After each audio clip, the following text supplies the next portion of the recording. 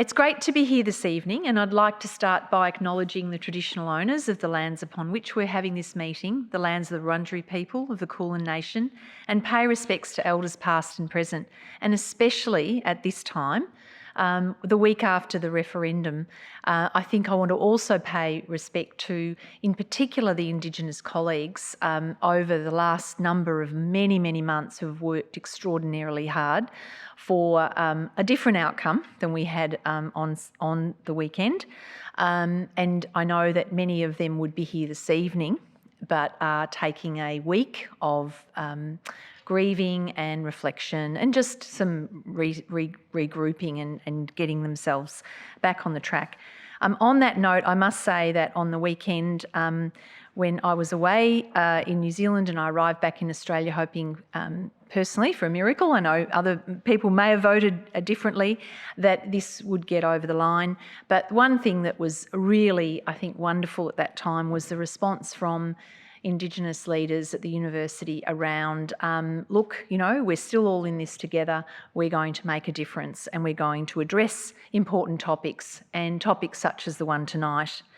I also want to acknowledge the fact that, you know, in another part of the world there's a terrible war underway, and in thinking about this presentation tonight, I thought, well, you know, the timing of this presentation, we never would have imagined would have occurred at a time when we know that the very thing that we're going to hear about is likely to be occurring, which, you know, you find just an impossible thing to even imagine. So if this is a very, I think, important presentation this evening that I'm really looking forward to. We at the Faculty of Medicine, Dentistry and Health Sciences, the Nossal Institute for Global Health, are really excited and proud to host Professor Jenny Phillimore this year. It's taken a little while to get to this Miegunyah Distinguished Visiting Fellowship because a cruel thing, a pandemic, intervened, which everyone has also had to struggle with. And I want to also acknowledge that the Russell and Mab Grimwade Fund that provides the funding for these events, it's a very generous funding that's provided to the university, and it's happened over many years, and it enables overseas scholars of international distinction to take time to come for an extended visit to the university and really contribute to our intellectual and cultural life. And I know that these fellowships are very hardly, well contested across the university, and they're annually awarded. So every year we do have a Russell and Mab Grimwade Miegunyah Fund visitor to the university. And I'd like to welcome all of those of you who may have played a part in either past Miegunyah fellowships or in the future, including any members of the family who might be here. So now to our speaker for tonight, Professor Jenny Phillimore. So Jenny is a Professor of Migration and Superdiversity at the University of Birmingham. She's a Fellow of the Academy of Social Sciences and a Founding Director of the Institute for Research into Superdiversity, or IRIS, and a lead of the project Cerida. So this looks at forced migrants' experience of sexual and gender-based violence. Professor Phillimore is a social policy analyst who's spent 25 years researching refugee integration, largely taking the perspective of refugees, which is such an important perspective to take. Jenny, you've advised multiple governments, no doubt probably, I'm just guessing, saying the same things many times over, because unfortunately in these difficult areas that's often the case. I hope you prove me wrong and tell me that that's not the case. And you're co-author of the UK's Indicators of Integration and a commissioner on the Independent Commission on the Integration of Refugees. You advocate for the use of evidence to develop gender and trauma-sensitive policy which can meet the needs of forced migrants and challenge the hostile approaches to forced migration. Jenny currently holds a Leverhulme Major Fellowship, which is a very special thing to hold as well. So welcome. We're looking forward to your presentation this evening. Please join me with welcoming Professor Jenny Phillimore.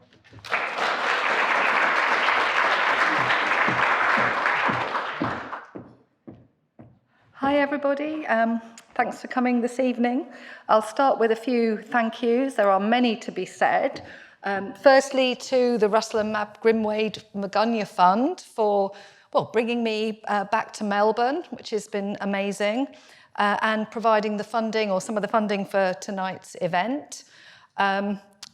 Grateful to Professor Jane Gunn for being Master of Ceremonies, or should I say Mistress of Ceremonies.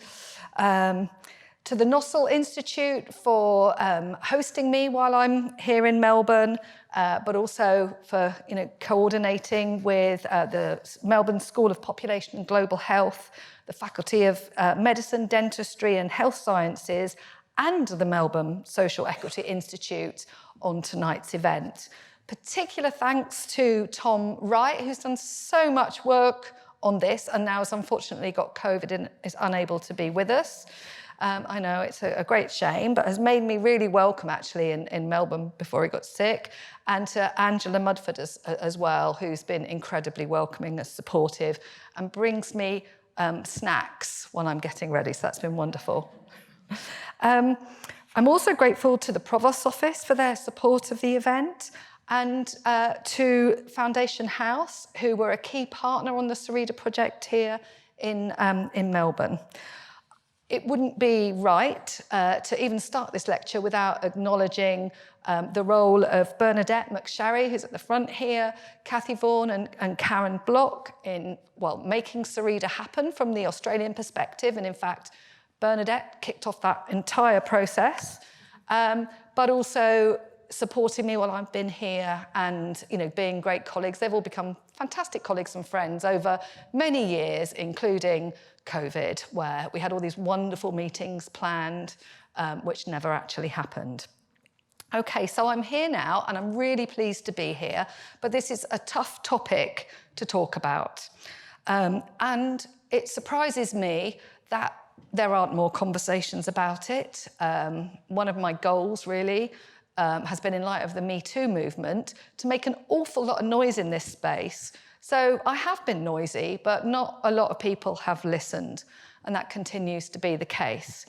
I'm going to cover quite a lot of ground. I'm not going to go into a vast amount of detail in any area of this. So I'm going to cover a lot of ground, and then I'm going to finish by maybe looking a little bit forward, suggesting some things that could happen, but I promise you, unfortunately, I don't have all the answers, but I know the things that we need to address. So let's get started on this. Okay, so a little bit about the Sarita project. I'm the only one who says Sarita. Everyone says Sarita, and I think that's because I come from the south of London and we put extra letters in things. It sits in the context of an enormous increase in forced migration and a trajectory that is upward and is increasing upwards very, very quickly. In the last decade, numbers have more than doubled. And what we see at the same time is increased feminization of flows. So it used to be a much more, the case that young men would hit the road first and maybe later joined by family, but maybe not. Now we see a lot of women having to move, and an intersectionality of flows as well. So often the issue of sexual and gender-based violence and forced migration is discussed, if at all, as a minority issue. But the first point I want to make today is this something that affects millions upon millions of people. This is not a minority issue. It is not a small thing. And the problem is we need more acknowledgement of that. So millions of women, girls, children, LGBTQIA+, and some men are vulnerable to SGBV. And we only have to look around the world at the moment, as Jane just said. Ukraine was largely a feminist force, a female forced migration. Sudan, we're seeing more women on the move. And Gaza, 50% of the people in Gaza are children. And the level of violence that they are experiencing is extraordinary. So it was in the context of this increase in both forced migration, but also the knowledge that many forced migrants experience sexual and gender-based violence that led us to develop the Sarita project. And our definition of SGBV, as you'll hear me use quite a lot, is multifaceted. There is a tendency to focus a lot on the S, the sexual side of SGBV, but we are referring to any form of violence which is occasioned against someone because of their gender. And this includes interpersonal violence, it includes structural violence, and very often it's a complex mix of multiple violences, very hard to unpick.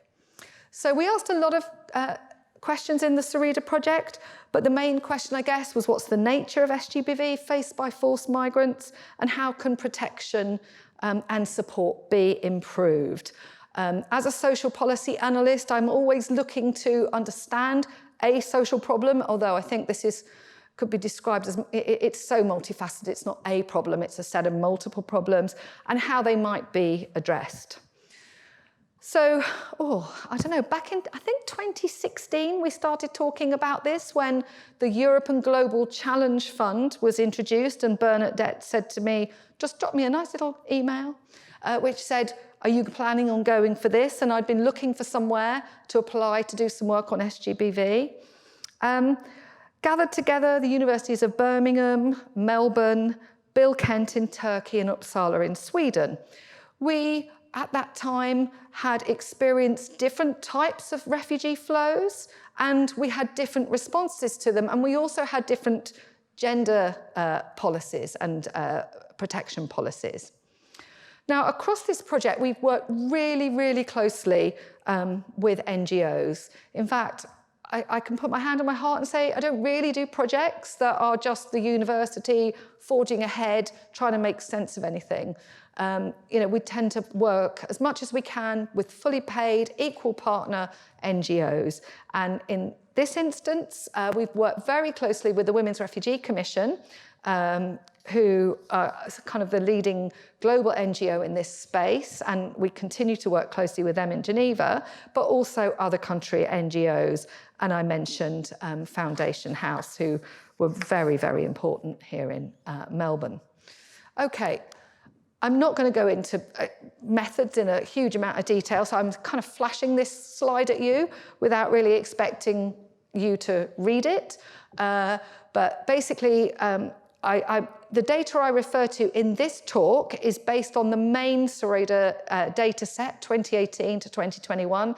Since then, Sarita's turned into a much bigger program. We've done interviews in Poland, in Ukraine, and we're also beginning to work in some of the big host countries in Africa.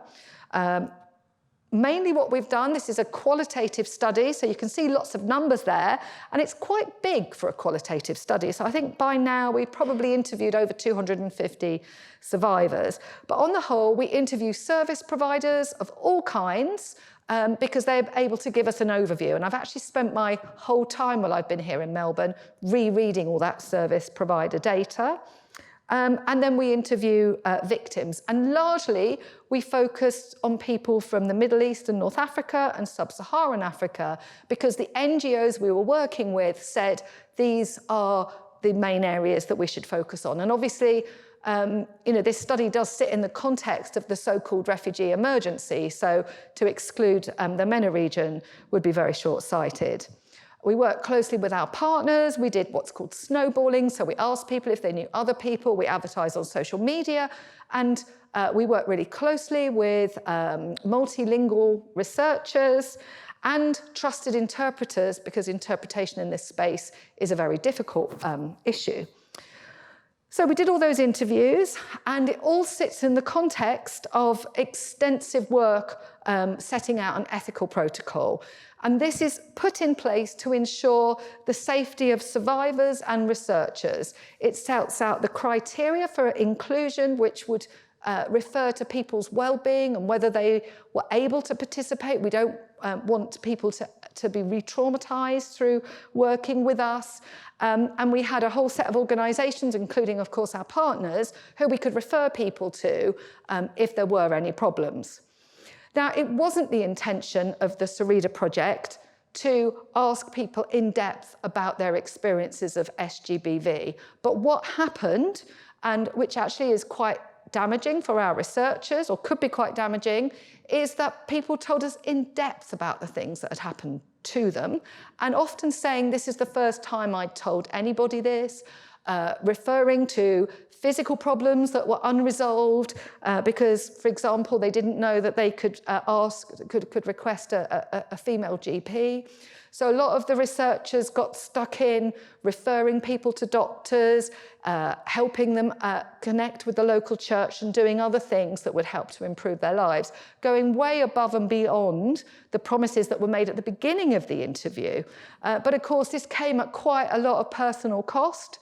And then there was COVID, which didn't help anybody in this situation. Okay, so what we found when we spoke to people, and I'm sure those of you that work in this space are aware of the idea of a continuum of violence. So in peace and conflict studies, there's talk of a continuum of violence which begins with conflict and continues post-conflict, maybe as people are living in camps or if they're trying to rebuild their lives. So you get this increase in violence. What we found in the Sarita project is a continuum of violence that often, for the mainly women that we interviewed, although we did interview 30 men, was that their experiences of violence started often as very small children, not always, continued through their life pre-conflict or pre-flight, into the flight where it was then massively exacerbated, and then into refuge. And this last bit, the extension of the continuum of violence into refuge, is very poorly recognised. But it isn't the case of, wow, I'm in Australia, I'm in Sweden, I'm going to be fine now, no one's going to lay a hand on me, I'm going to be safe. That wasn't the case for the people that we spoke to. Now, it's very difficult to find a way to express, and as I explained to you, I want to make a noise about this, what this continuum of violence actually looks like. I want people to understand that the kinds of person that we are referring to in our media as fake, as bogus, as undeserving, as illegal, are in fact people who have experienced multiple incidents of violence across time, across place, and at the hands of multiple perpetrators. So what we did is we worked really closely with a fantastic values-based cartoonist called Pen Mendonca, and she worked with all of the projects, so that, Australia, Sweden, the UK, and we told her some of the findings, and she looked at some of the transcripts, and then she used the own words of the respondents to construct this continuum of violence here. So we've got, I think, about 18 of these. And what you see in the middle is what happened that initially sparked someone's need to leave. So this particular woman, she is from Eritrea. And what happens is she's raped by a family friend, can't tell anybody, and then she's under threat by the police. This person has quite a high status. She gets pregnant, she's already married. Her and her husband, they had to leave very quickly, and they go to Sudan, but the rapist pursues her in Sudan and is trying to claim the baby. She moves first to Turkey, then to Greece, and every time she moves not because, it's better in Greece or it's better in France. She moves because something bad happens in the country she's in. Every time, and we saw this a lot, people would experience another rape. In the case, unfortunately, in Greece, she's in a forest, she's hiding there, and some boys find her, and she's raped yet again. And so she moves. She doesn't think, I'll just go to another village in Greece. Of course, she leaves Greece. She wants to get beyond that. She ends up in France, and once again, there's a lot of gangs there, especially around the people smuggling side of things. And eventually, she ends up in a container, thinking that she's going to be going to Canada. Now, if you tell that to the Home Office, which is the UK immigration authorities, they'll go, how on earth did you think you were going to Canada? You must have made that up. That's ridiculous. It assumes that everybody who walks across Europe has had this, education about geography, understands the shape of the world. My work on community sponsorship suggests that people who are coming through so-called safe and legal routes arrive in the UK and then find out to their surprise that they can't just drive to Germany because people have got disrupted educations, or in the case of many girls, they're not entitled to access education. And what you see at the top there, the top bar, is what happens once she is in so-called refuge. So she says she's treated like an animal because she hasn't got any proof. I mean, how do you prove something happened to you 3 years ago, 2 years ago, and they laugh at her, and then she cries. So she's stuck there in a hostel with her kids, and she has no idea what the future will bring. Okay, so I'll run you through the continuum of violence. We recently did some perpetration mapping, and you can see from the line chart there that there are peaks in violence in the country of origin, in flight, and then after arrival. And this, we didn't look at, this only includes intimate partner violence and sexual violence. So we haven't included structural violence in this because you would see a different shape in the graph. Why do people leave? They leave because within their country, there's a normalisation of sexual and gender-based violence, and they get to a point where they think they're going to be killed, so they feel they must leave. They're going to be forced into marriage, or they've been forced into marriage by a violent family or violent partner. And also, one of the factors we found were children who were running away to escape conscription. And the boys said to us, this is gender-based violence. They are doing this to me because I am a boy. Also, when people were on the wrong side or whatever, torture, including sexual torture of both men and women, men particularly forced to watch family and strangers sexually assaulted, which they told us they considered to be a form of SGBV, indirect SGBV, and experiences of sexual assault and beatings and forced marriage to combatants. Now, I'm not going to read as I go through the quotations here, but these are from the study, and you can see in the words of our respondents what happened to them. So during the journey, well, the rule basically is the longer the journey, the greater the risk. The longer the journey, and we are talking in some cases 8 to 10 years as people move, get stuck. Sometimes they are kidnapped, sometimes they are forced to work. Camps particularly, we were told, are at the site of rape for young men, LGBTQIA+, and women and girls. The more borders you cross, the more danger there is. You've got physical violence, but also SGBV, particularly for a woman, at the hands of border guards, but also local people and local employers. So that often people have to stop and work to try and raise some money. They might work for 3 months and not get paid, or they'll work and their employer will say to them, okay, I'll pay you, but first you have to do this. So there is no consequences for them. There's transactional sex and rape by traffickers and smugglers. If you want to move beyond that border, I'll take you, but you have to do this. Enslavement, sex trafficking, kidnapping, the number of cases we came across where people, if you're a woman and you enter Libya, this is what is going to happen to you. And again, you can see some of the quotes here. And I think, for me, this is what really sticks with me. Impunity. Impunity, I did not hear in this study and the subsequent ones we've been doing with 250 women, any examples of where there was a consequence for someone who was known or unknown. And in many cases, women say, what is the point in reporting this? And one of our problems is, I told you that millions and millions of people are affected. We're not collecting the data because people don't want to talk about it, they can't talk about it, or at the moment when things happen, there's no one around or no one's interested, they feel that they do not matter. So impunity is a massive, massive problem right the way across that continuum of violence. So what happens? Unfortunately, there are, of course, health effects. Now, we all talk about trauma, complex trauma, absolutely, in great evidence across the study. Very few people that we spoke to had received treatment. Actually, some of the respondents in Australia had received quite a lot of attention. I can explain afterwards, but this was a particular cohort.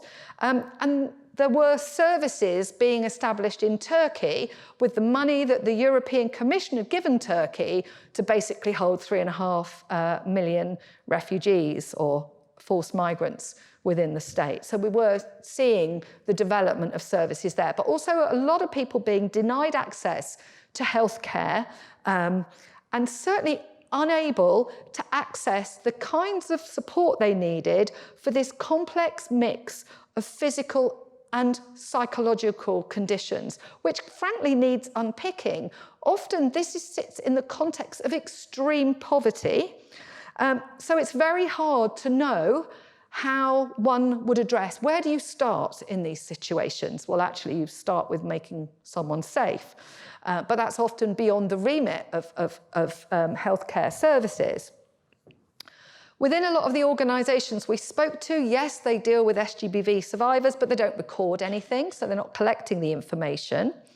And for many organisations, but particularly the standard healthcare services, they really lack knowledge about what it means to be a forced migrant. They lack knowledge about what they should do in these circumstances, where they might refer somebody. There might not be anywhere to refer somebody. They lack the capacity to do it. So they kind of just deal with, it's a sticking plaster approach. And unfortunately, they don't really understand, and the people who are seeking services don't know that they've got maybe a right to access healthcare services, don't know where to turn. So it's very messy and muddy.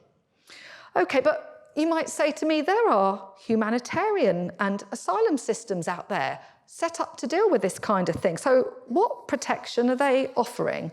Well, unfortunately, what we uncovered is an interaction between sexual and gender-based violence, forced migration, and the humanitarian and asylum systems, which can sometimes exacerbate, even put people at further risk. So the first thing we sort of point to is the lack of services for forced migrants on the move. Pretty much everybody said no, there was nothing. Maybe some people in the desert left some food out for me, but nothing structured, despite people being on well-recognised routes. The victims didn't report the attacks because they didn't think they would be taken seriously, they didn't think they mattered, or worse still, the attacks were by the police, by border guards, and they feared reprisals, they feared that they might be imprisoned, or they feared that they might be sent back, and they would have to start the whole thing again. Few received medical screening once they'd arrived in countries of refuge, and in some cases they didn't have the documentation needed, or they might not have the right registration or the right status in order to access the services that they needed. The second thing we identified was the encouragement of a kind of violent dependency of vulnerable women on men whose status was more fixed and held all the power in the relationship. So often forced migrants joined someone who'd already got status. So these women had had the same experiences. They were joining a husband possibly, or they were getting married. And they would then, once arriving in the country, they would have to remain in that relationship. I think it's 2 years in Australia, up to 5 years in the UK. In some cases, you've got no recourse to public funds whatsoever. So if you leave your partner, you'll have nowhere to live, nothing to eat, won't be able to clothe your children, not allowed to work in some instances, and subject to these probation periods so that you can prove that your marriage is genuine.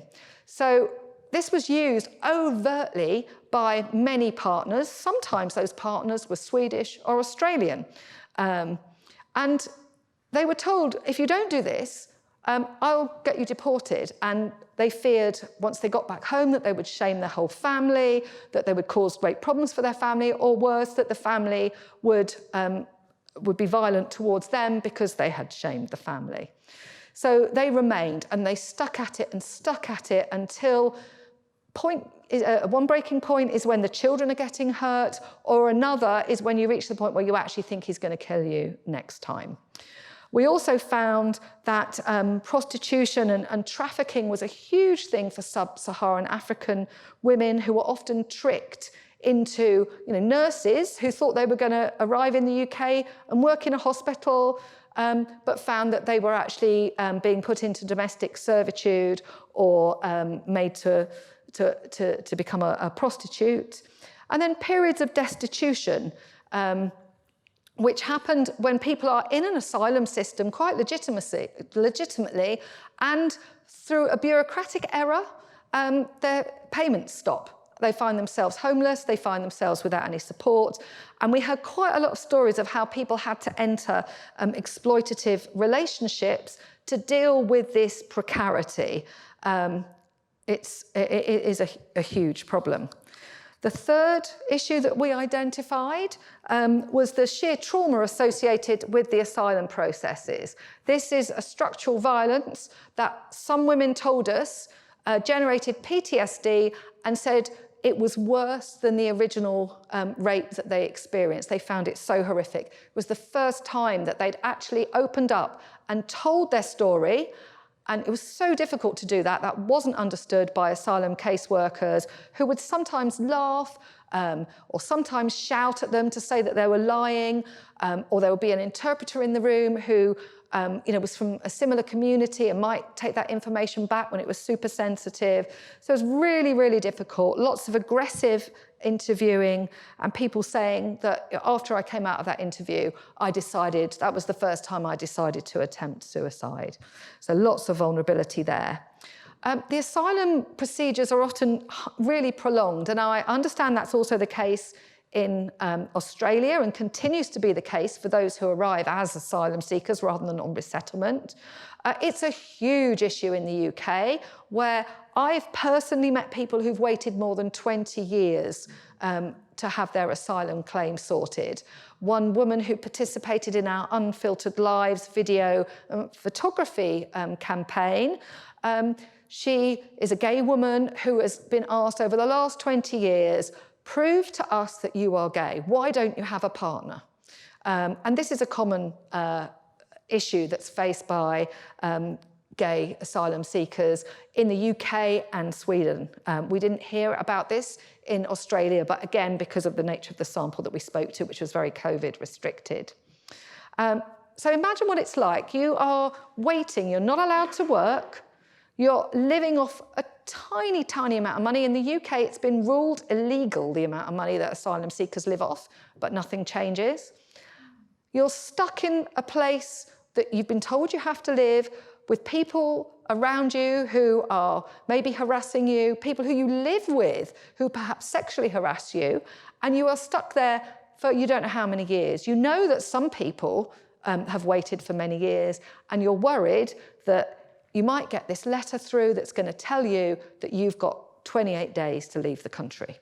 So this waiting period is highly problematic. And in other research, myself and Sinyi Chung have been able to demonstrate, using the Home Office's in the UK's own data, a very strong relationship between the amount of time that someone waits and physical and mental health, physical as well as mental, even 21 months after someone's got refugee status. So we're talking about long-term damage done by waiting alone.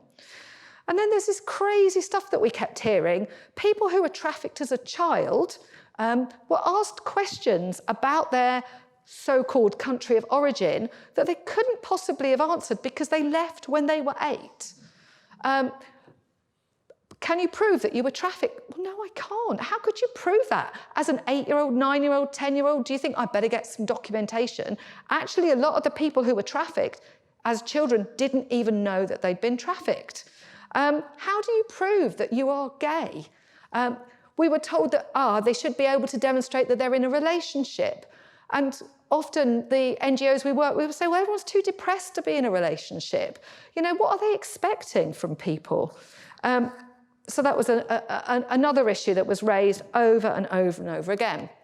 Now, clearly, if you've experienced sexual and gender-based violence, which can often mean an ex-partner breaking into your home and assaulting you, you want to be living somewhere safe. And ideally, somewhere stable. You want to be able to build a life in that place. So this kind of provision, safe, secure provision, is absolutely critical to ensuring not only the victim's safety, their physical safety, but their psychological safety. And we heard endless stories of unstable accommodation, being moved with less than 24 hours notice, thrown 3 black plastic sacks, bin bags, fill your clothes, chuck all your stuff in there, grab your kids and go. Where am I going? I don't know. What about my kids' school? Not my problem, love. Hearing this kind of thing all the time. Accommodation that's unfit, unsanitary, gender insensitive, often mixing genders, particularly in hostels, where you've got young girls, and now hotels are a really big thing in the UK, nearly 60,000 people living in them. Shelters, where they were available, are not, and I'm talking refuges, you need to be in receipt of public funding in some countries to be able to access these. In Turkey, there is a national system of shelters. For many, many months after Syrian refugees arrived, those shelters said, no, we don't take Syrians. When the illegality of that was pointed out, they started taking Syrian women for a fixed period of time. You're here for 6 months and that's your lot. But, you know, the women really struggled to access work because they had children, there was no childcare. So at the end of the 6 months, they were out on the streets again. And I've been reading the Turkish data in the last week or so, and NGOs keep telling us that what happens at the end of the 6 months, they go back to their abusive partner or whoever, because it's that or homelessness, and their children will be taken off them, which is another factor which I don't have time to go into. Often these places are really overcrowded. Homelessness is really common. Homelessness is a massive issue in the UK once you get your refugee status. You get 28 days to find somewhere to live. That's just been reduced to 7 days. So what happens is people move in with other people. And for women and some men, this is a moment of great exploitation. Come and sleep on my sofa. You're okay here. Well, why don't you share the bed with me? Come on. Well, if you're not going to, you're out. We heard this kind of story quite often, and just generally a lack of safe spaces for women to go and for LGBTQI plus to go. So nobody in these situations felt that there was a refuge where they could be culturally, physically and psychologically safe. Okay, this is the last one around the interaction between these systems, which, I think the point I'm making here are these are our wonderful systems we've spent so many years creating so we can protect people, and it's not working, and it's especially not working for forced migrant SGBV survivors. So, okay, someone arrives into refuge and they might make it to the doctor, they might have a diagnosis, maybe they do, maybe they don't, but unfortunately, most of the time, the services are inadequate. You're allowed 10 sessions of therapy, which is about as long as it takes to start to build trust in the therapist. Mainstream services and mainstreaming, as an idea, appears to be quite problematic in this space, just don't meet the specialist needs of sexual and gender-based violence survivors. Interpretation, I could talk all night about interpretation, and I'm not going to, but it's a massive, massive problem. This issue of confidentiality and disclosure, when there's a man from your community in the room, it's highly problematic. People would prefer maybe the use of a phone interpreter, but still then have to be reassured, or ideally a female interpreter. And some of the NGOs we work with, and I know this has been the case in Australia, have been really good at training people up, on confidentiality, building trust within the community and female interpreters.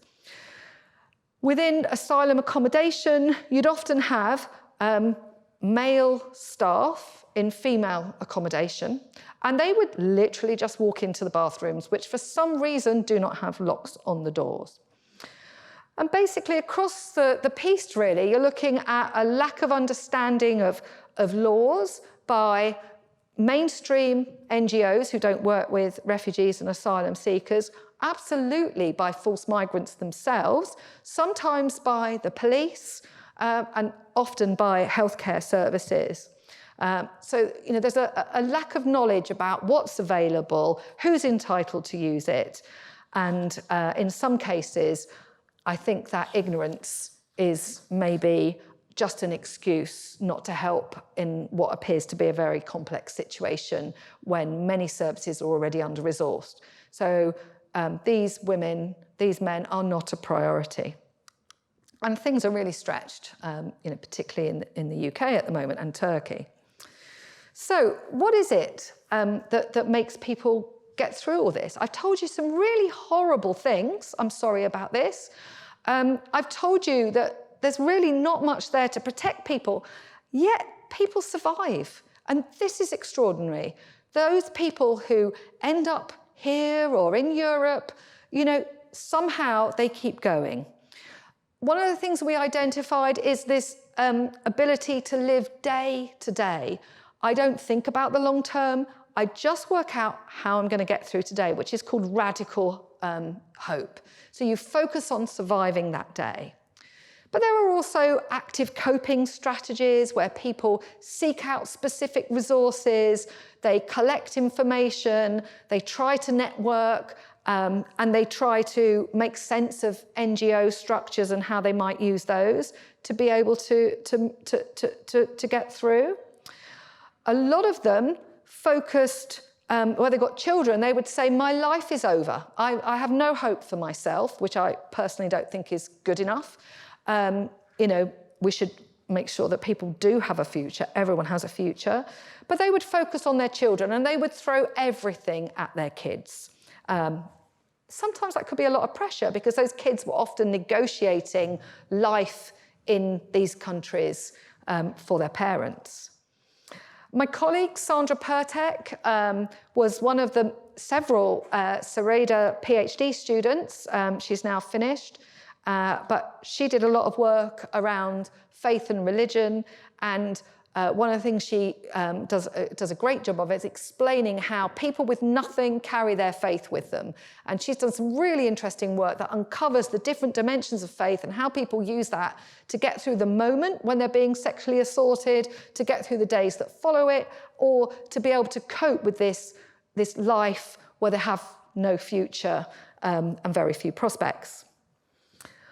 I've also myself looked quite carefully at some of the stories of kindness that were told to us by forced migrants. We would ask them, what has helped you in this situation? And as I pointed out to you, there aren't services, or if they are, they aren't accessing them, not going to the welfare state. Often it was the kindness of a stranger, which is a risky thing to accept. Are they going to be kind? This guy said he would help me, took me to a bar, he gave me a drink, put drug in it, next thing I know.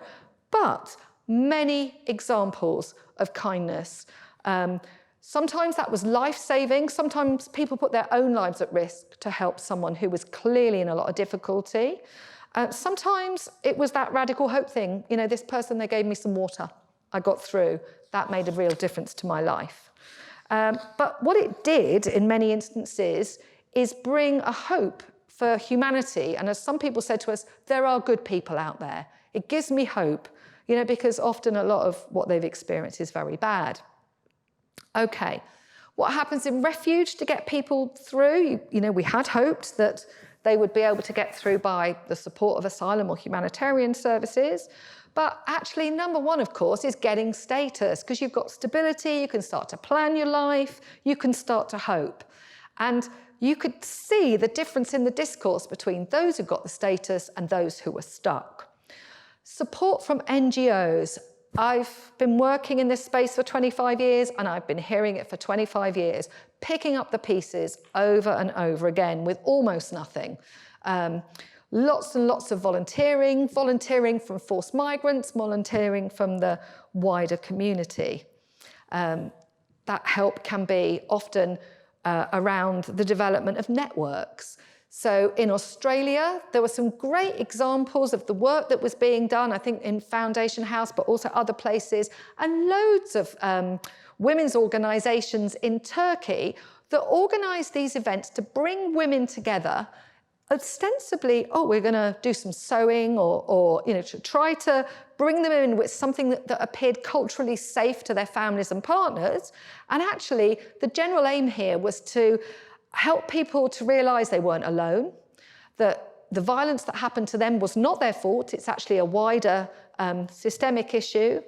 And they would make friends, support each other, and it could be life-changing. And NGOs made this claim, but many of the people we spoke to also talked of the value of these networks. Safe housing, yeah, it's great, but it needs to be in a safe neighbourhood. Learning rights and entitlements. There was a great case in Australia where a woman explained to us that when she found out what her husband was doing was illegal, she got the police to explain it to her husband, and he stopped being violent. He was still deeply unpleasant, but for her, her life improved because she was no longer being beaten. Language and communication. Silence of not being able to speak the local language is absolutely deafening and prevents people accessing services. Often people's access to language classes are restricted by partners, but also by states who just don't want to invest in these. Education and training, the number of people who told us how life-saving the ability to be able to take a course was for them, take their mind off things, understanding local culture. There's a huge fear that I'm going to break the law or I'm going to do something that offends the Australians or the Swedish, and then either I'm going to face violence or I might be deported. So with that knowledge, people could be more confident in their interactions. The ability to be independent, not to have to say, I'm going to return to my husband because it's the only way my children can eat. We also heard about activation through sports and leisure. There were some great examples in Australia of people being taken out on trips and going to the beach and stuff, and actually realising that there was a bigger world and opportunities out there that they could enjoy. And once again, I hark back to kindness from the local population. That kindness mattered. The woman in the grocery queue in Melbourne, where the sales assistant tells her she should go home, and the old guy behind her who turns around and says, you can't talk to her like that. She's as much right to be here as you. This woman said, it made me realise it was okay for me to go to the supermarket. So those things, really make a difference. So when people get here, we expect them to integrate. I've spent years writing about integration, and actually I'm in the midst of a big project where I'm rethinking integration, because actually I don't think what we do is good enough. And this is from someone who's written extensively over the years, but it's a journey and you're always evolving. And the Sarita project has made me think about integration in a new way and to build in much more around psychological safety, emotions, care, and so on. So this is an evolving space, and hopefully I'll have written something about it next year. But on integration, we find that, integration processes really can support recovery from trauma. So, integration is super important for forced migrants, and it can protect them from future exposure. That independence that I talk about, that safe housing, the satisfaction of passing a course, getting a job, super important. But experiences of sexual and gender-based violence, if unaddressed, can really undermine people's ability to engage in integration projects, both in the short term and I think in the longer term, but I would need to do a different project to do that. If you are suffering from PTSD or other psychological disorders, you have an eating disorder that's related to your trauma, you are unable to sleep, you are not able to learn a new language. It's just not possible to study. Some were experiencing really violent flashbacks. If a car beeped, they would be terrified, they would be shaking for 3 days, so they stopped going out. Well, that's not going to help with integration processes. So we have a tendency, certainly in Europe, I know it also happens in Australia, where we're pushing people into work. Come on, work languages, get out there. But what we need to do is give people the time, the space, and the support to be able to recover from what's happened to them. And fundamentally, let's make people safe. Because until they're safe, while they're still worrying about their future or worrying that their partner, family, rapist, smuggler is going to reappear and hurt them, maybe kill them, maybe take their children from them, then it's really hard to move on. Okay, I'm going to look ahead now. Ooh, okay. I'm going to talk about a lot of things that need to happen, and I don't have the answers, but this is a great university and loads of fantastic minds here, and I'd be delighted if we could all start thinking about this. Now, we already know that forced migration has doubled, or more than doubled in the last decade. In fact, we haven't counted the latest data since Sudan, and we don't know what's going to happen with Gaza. UNHCR tell us that at the moment, 20% of displacement is climate-driven. We also know that we're entering a period of increased geopolitical instability. Often, this is related to climate. It's related to competition over resources. These things are beginning to bubble up in such a massive way that we are going to be seeing over the next, even decade, less than a decade, a huge increase in displacement. We are focused on stopping flows now. Stop the boats, you said in Australia. Stop the boats, we say in the UK. Of the little trickle of people that are able to flee from faraway places and seek refuge in our wealthy lands. What are we going to do when those numbers are so much larger? So I started Googling around a bit on this, the way that you do, and I found some work by the Institute for Economics and Peace, and there's a lot of estimates out there about what's going to be happening. There's a lot of uncertainty, but there is certainty because we know that climate change is happening, and we know it's affecting people in the most vulnerable countries. We know we're not doing anything about it. We're not. So they say that just by 2030, where are we now? 23? 7 years' time, 700 million people will be displaced by water scarcity alone. By 2050, just looking at 31 countries, they say an extra 1.2 billion people will be on the move. And what we will see, which we're already beginning to see, is enormous resource competition and this vicious cycle of climate and conflict displacement. We won't be able to unpick it, but it will be big. And women and children will be at the forefront of it. Who of us would not cross multiple borders and take all those risks for the sake of our kids? So we haven't seen anything yet, and there's some horrible stuff up there. And I guess this is my kind of warning. I feel that we're being really short-sighted in the way that we are dealing with this. So I've come up with some recommendations, but like I say, I don't have the answers. But all of our amazing minds, I hope, we can work with our engineers, we can work with our climate scientists, we all need to come together. Sarita is an interdisciplinary project. The last, I think, 15 years of my career has largely been interdisciplinary, and that's because no one discipline has the answer. But within this university, so many disciplines, you have enormous potential, as have we. So we're going to have to act. We're going to have to act to address the causes of forced displacement. Stopping the boats, not that we can do that, is not going to be enough. Building walls, it's not going to be enough. Where does it stop? When we're shooting people? I don't know.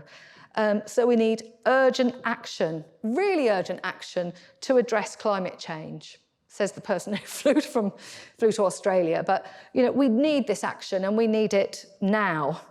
And we need strategic climate mitigation because, we want to prevent the worst of it, but we're already a long way into this. So we have to get in there to these places where we have generated the vulnerability. We need to take responsibility and we need to part with, a good chunk of our wealth, which came from our mining of those places through, the way that we've exploited the climate and through colonialism, and we need to give it back.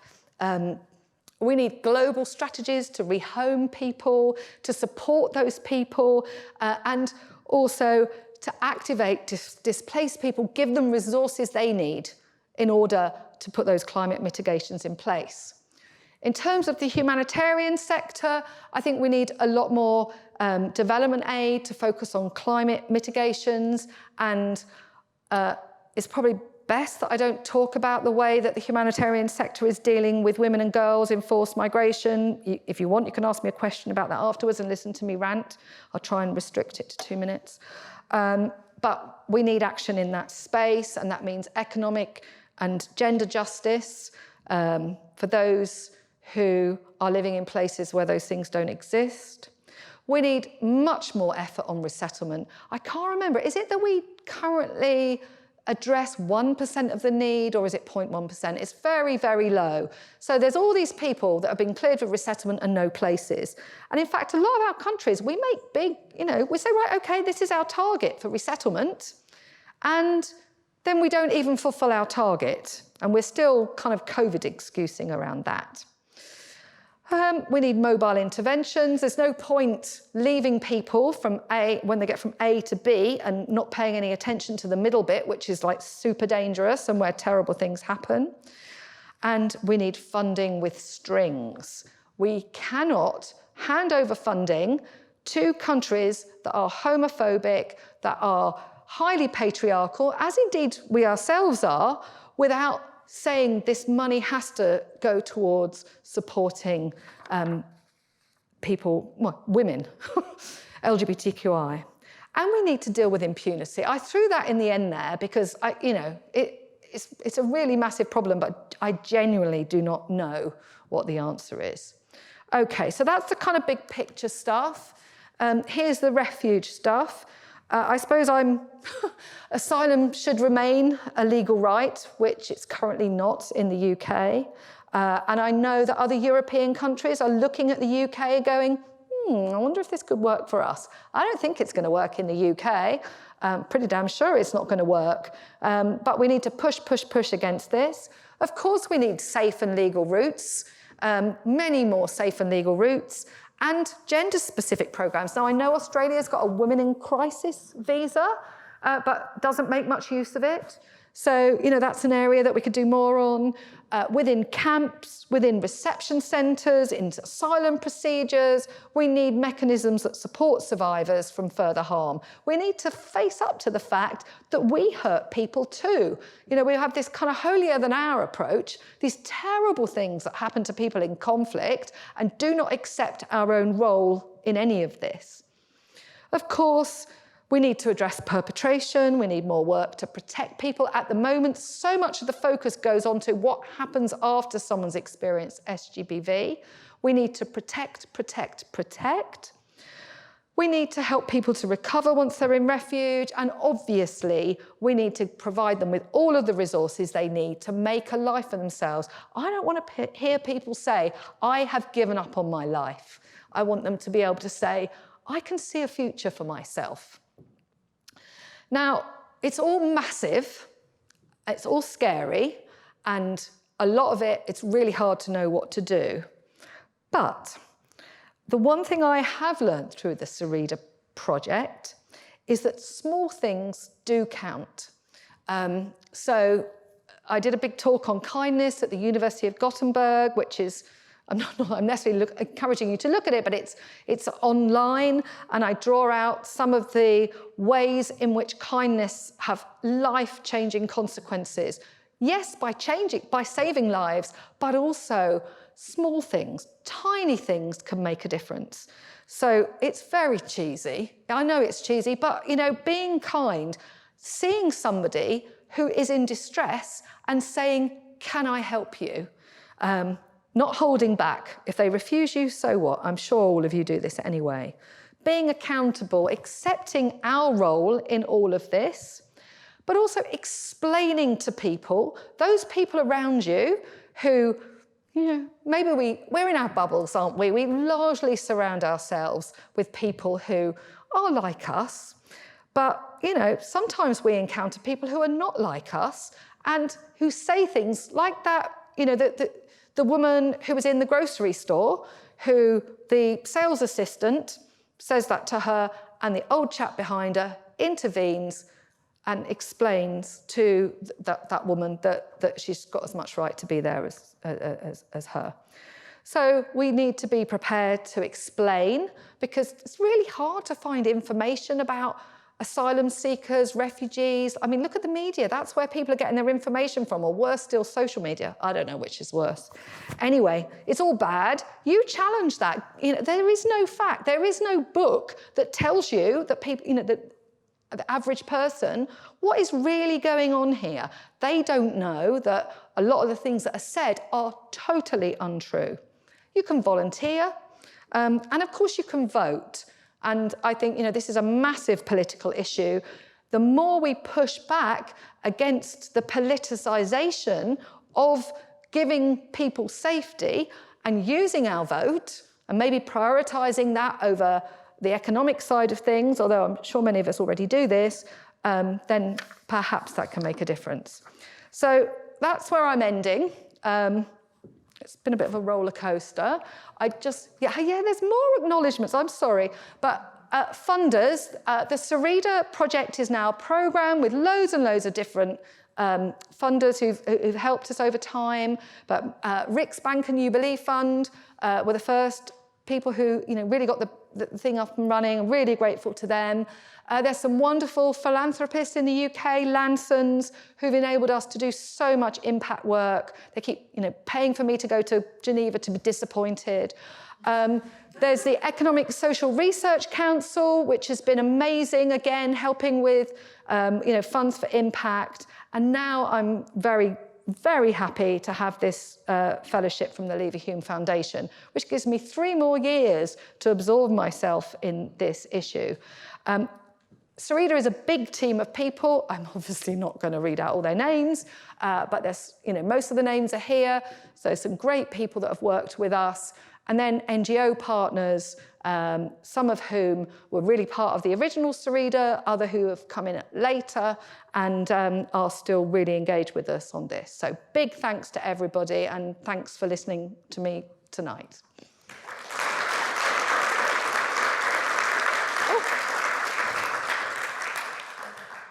Getting tight for time, but I will see if there are any questions that people would like to ask from the audience. So we've got a roving mic. Sheena, would you mind? Thank you. Thank you. Hi, Jenny. Thanks so much for your very moving sharing. I'm just thinking that as a researcher involved in this topic, I would imagine it can be a very emotional process for you as a researcher as well.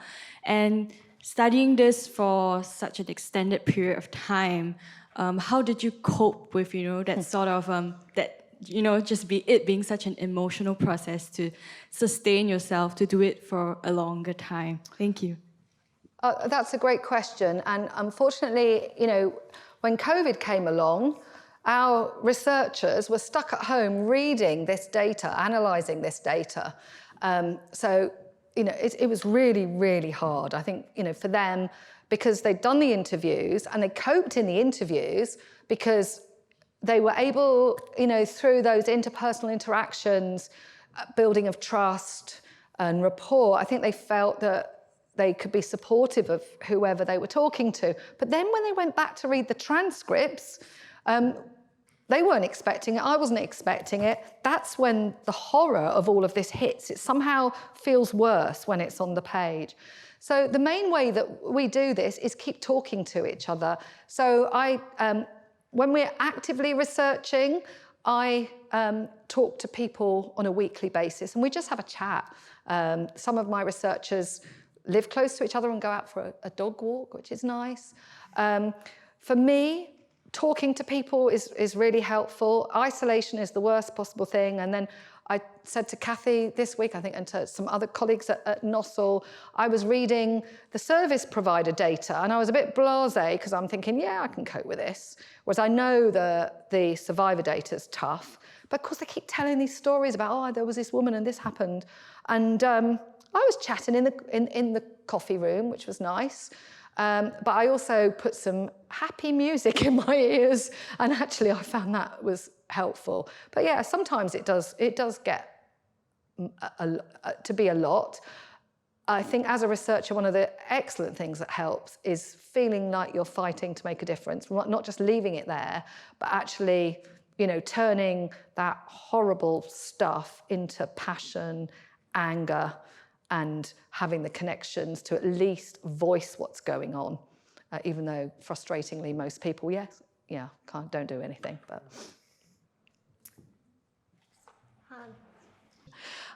you spoke about the little things that individuals can do, the kindness. I think that was really helpful to give us some hope. What about what you've seen has helped to work at a more macro level in terms of policy change? When you're telling the story, where you're delivering results, have you seen anything that has made impact? Or what about the research has maybe grabbed hold of where ideas have moved forward? I mean, we've done a lot of talking. We've done a lot of sharing.